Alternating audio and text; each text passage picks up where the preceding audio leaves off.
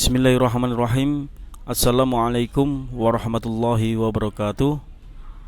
Alhamdulillahirabbil alamin. Shalatu wassalamu ala asyrofil anbiya'i wal mursalin wa ala alihi washabbihi wasallam ajmain. Amma ba'd.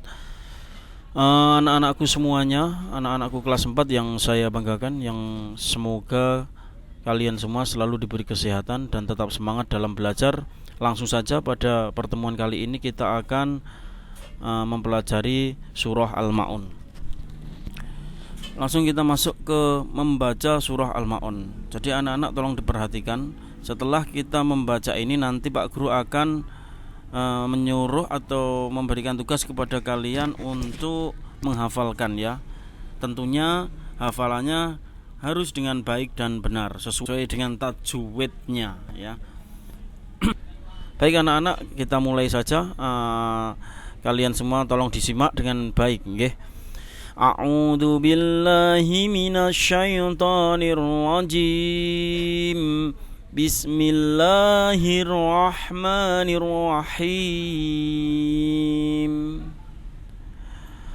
Ara'aital ladzi yukadzibu biddin fadzalikal ladzi yad'ul yatim wala yahubbu ala ta'amil miskin fawailul lil musallin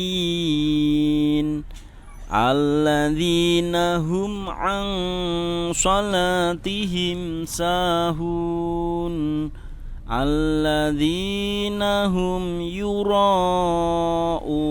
wa yamna'unal ma'un. Shadaqallahul azim. Baik anak-anak, langsung saja untuk surah Al-Ma'un. Itu identitasnya adalah surah yang turun di kota Mekah juga anak-anak. Surah Al-Ma'un itu termasuk surah pendek, yaitu surat yang jumlahnya adalah 7 ayat. Oke. Jumlahnya adalah 7 ayat. Surat Al-Ma'un dalam Al-Qur'an menempati urutan yang ke-107. Kemudian surah Al-Ma'un diturunkan di kota Mekah. Surah ini diturunkan setelah surah At-Takasur. Nama Al-Ma'un diambil dari kata Al-Ma'un yang terdapat pada ayat yang terakhir, ayat yang ke-7, yang artinya adalah barang-barang yang berguna. Itu untuk identitas daripada surah Al-Ma'un. Jadi anak-anak harus paham. Kemudian masuk kepada artinya dan sekaligus kita jelaskan isi kandungannya ya anak-anak. Karena ini dipahami insya Allah sangat mudah. Jadi anak-anak tolong perhatikan, Pak Guru akan mengartikan dan sekaligus menjelaskan langsung ya. Yang pertama, Bismillahirrahmanirrahim. Ara'aital ladzi yukadzibu biddin. Di sini Allah menjelaskan, tahukah kamu hai Nabi Muhammad, ketika itu yang diajak komunikasi adalah Nabi Muhammad, tahukah kamu orang yang mendustakan agama? Jadi di sini jelas nggih anak-anak bahwa ayat yang pertama Allah akan menyebutkan ciri-ciri atau orang yang dianggap mempunyai sifat mendustakan agama ya. Siapa saja orang yang mendustakan agama? Yang pertama akan dijelaskan di ayat yang kedua ini. Yang pertama, fadzalikal ladzi yad'ul yatim. Maka itulah orang-orang yang menghardik anak yatim. Diingat-ingat kata yatim. Jadi kategori atau ciri-ciri sifat orang yang dianggap mendustakan agama nomor 1 itu adalah orang-orang yang suka menghardik anak yatim. Menghardik itu apa anak-anak? Menghardik itu menyakiti ya. Menyakiti anak yatim. Terus anak yatim itu apa? Nah ini perlu kita jelaskan. Anak yatim itu adalah anak yang ditinggal mati, ditinggal wafat oleh salah satu dari kedua orang tuanya sebelum balik. Jadi ketika anak itu masih kecil, kalau anak itu sudah besar menjadi orang tua, itu ya sudah tidak dikategorikan anak yatim lagi anak-anak. Jadi seperti itu. Intinya itu. Oleh karena itu orang yang menghardik menyakiti anak yatim akan dianggap sebagai pendusta agama. Hati-hati ya.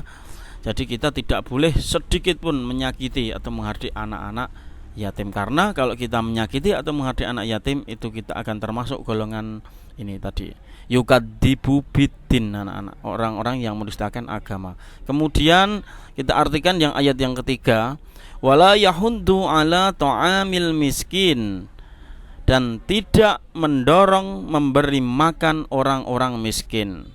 Jadi kategori yang kedua, sifat-sifat orang yang mendustakan agama itu adalah mereka atau orang-orang yang tidak mau memberi makan orang miskin. Jadi anak-anak, kita harus tahu dulu orang miskin itu seperti apa. Jelas kalau secara singkat atau secara yang kita ketahui secara umum, wong miskin itu wong ra duwe apa-apa ya. Tapi di sini kita akan mendefinisikan, akan apa namanya ya, mengartikan secara persis orang miskin itu adalah siapa. Jadi anak-anak, orang miskin itu adalah orang yang memiliki penghasilan. Sebenarnya orang miskin itu bukan orang yang dia tidak bisa bekerja karena ngomah tok ora duwe apa-apa, tidak seperti itu. Orang yang miskin itu adalah orang yang dia mempunyai pekerjaan, mempunyai penghasilan, tetapi tidak cukup untuk memenuhi kebutuhan sehari-hari. Intinya itu anak-anak, orang miskin itu. Jadi jangan diartikan orang miskin itu orang yang tidak mempunyai pekerjaan ya. Orang miskin itu orang punya profesi, punya pekerjaan, punya penghasilan, tapi tidak cukup saja untuk memenuhi kebutuhan sehari-hari. Untuk membeli beras, membeli lauk dan lain sebagainya itu tidak cukup. Makanya dinamakan miskin. Kalau anak-anak atau orang tua kalian itu setiap hari sudah cukup mampu untuk memberi makan, untuk membeli baju dan lain sebagainya buat kalian, itu namanya kalian sudah tidak miskin. Seperti itu anak-anak, jangan diartikan wong miskin iki wong sing ra duwe mobil, wong sing ra duwe omah gede, tidak seperti itu. Dia punya pekerjaan tetapi untuk memenuhi kebutuhan sehari-hari itu tidak cukup. Kebutuhan sehari-hari itu makanan pokok, terus baju yang dipakai hanya itu saja. Tidak sampai ke mobil, tidak sampai ke HP, tidak sampai ke rumah gedong dan lain sebagainya. Itu harus diartikan. Jadi jangan merasa diri kita miskin ya nak. Karena Allah sudah menganugerahkan kepada kita itu nikmat yang sangat besar, sehingga kita tidak boleh merasa miskin jika memang benar-benar kita tidak miskin. Kemudian membantu orang miskin dengan harta yang kita miliki itu tidak akan menjadikan kita miskin ya. Kalau ada orang miskin di tetangga kita, kemudian kita bantu, maka harta yang kita kasihkan kepada orang miskin itu tidak akan mengurangi sedikit pun harta kita ya, secara batin loh ya. Cara dalam ilmu agama Islam itu tidak mengurangi. Kalau kemudian yang keempat, ayat yang keempat, fawailul lil musallin, maka celakalah bagi orang yang sholat. Loh, kalau kita berhenti sampai sini maka akan salah paham ini. Kebanyakan kalau kita berhenti sampai sini maka kita akan bingung, mosok maka celakalah bagi orang yang sholat. Nah, jangan sampai berhenti di sini, kita lanjut. Untuk kategori yang ketiga, orang-orang atau sifat-sifat orang yang mendustakan agama itu adalah celaka bagi orang yang sholat. Tapi tidak hanya sampai sini, dilanjutkan di ayat yang kelima, alladzina hum ngang sholatihim sahun. Kita ulangi lagi dari ayat 4, maka celakalah bagi orang yang sholat. Maksudnya adalah orang yang melalaikan terhadap sholatnya. Maksudnya adalah orang-orang yang lalai. Kok lalai ataupun orang-orang yang meremehkan sholat anak-anak, meremehkan sholat. Jadi di sini orang yang meremehkan sholat, sholatihim sahun, ini orang yang meremehkan sholat nih anak. Orang yang meremehkan sholat ini, itu kalau di dalam penjelasan di buku yang kalian miliki itu ada dua, dibagi menjadi dua. Pertama adalah orang yang lalai dalam sholat. Maksudnya lalai dalam sholat di sini adalah dia terkadang sholat, terkadang meninggalkan sholat dan lain sebagainya. Seperti itu anak-anak. Jadi kadang subuhan, kadang rasubuhan.